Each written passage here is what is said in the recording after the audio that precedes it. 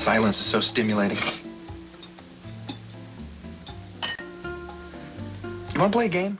I was on a television show called Port Charles at the time, and when it got canceled, my second baby had just been born, and just needed to make a living. And my wife, for years, had said, heard me walking around the house, barking with these different little voices in my head. She said, "You got to do voiceover. You got to do voiceover." I've always really liked the Penguin from Arkham. Yeah.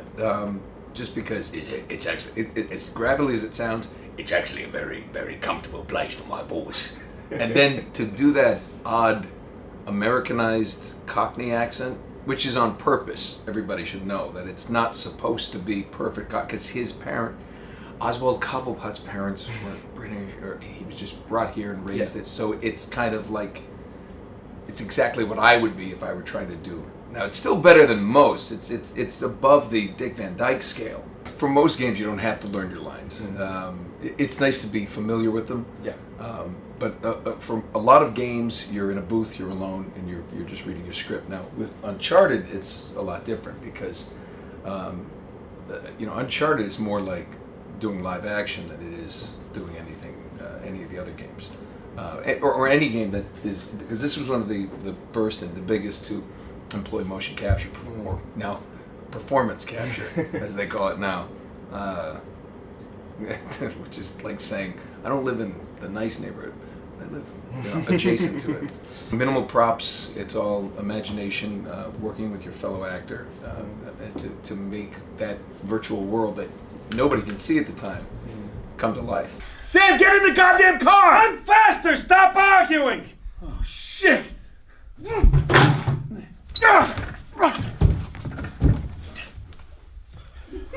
I broke it! You're literally working in an open, empty space, a lot like when you see little kids playing.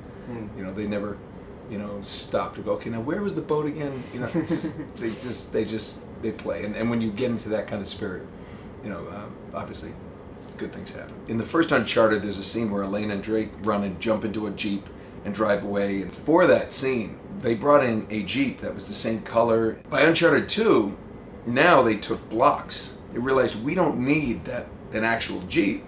And it was just blocks, but it looked kind of like a Jeep. By Uncharted 3, there were 2 chairs and a steering wheel, because you don't need anything but where we're going to sit.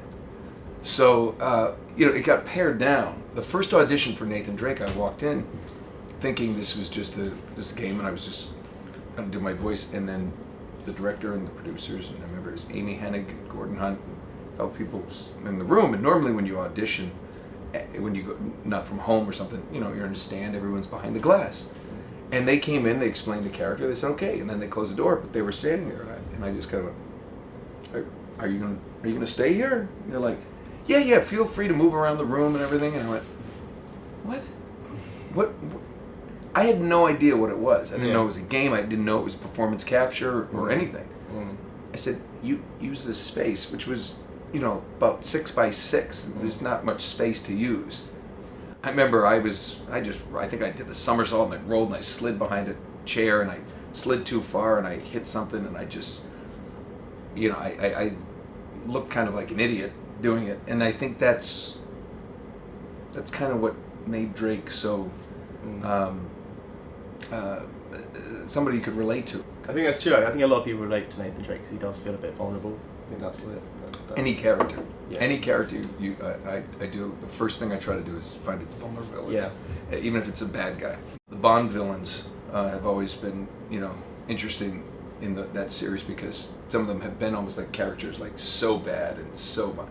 And I recently got to meet and have dinner with, hang out for a night with Mads Mikkelsen, who did Le Chiffre from Casino Royale. And a fan came up and was talking to us, and he said to Mads, he said, yeah, the only thing I didn't like about your character is he had asthma. That was the most ridiculous thing.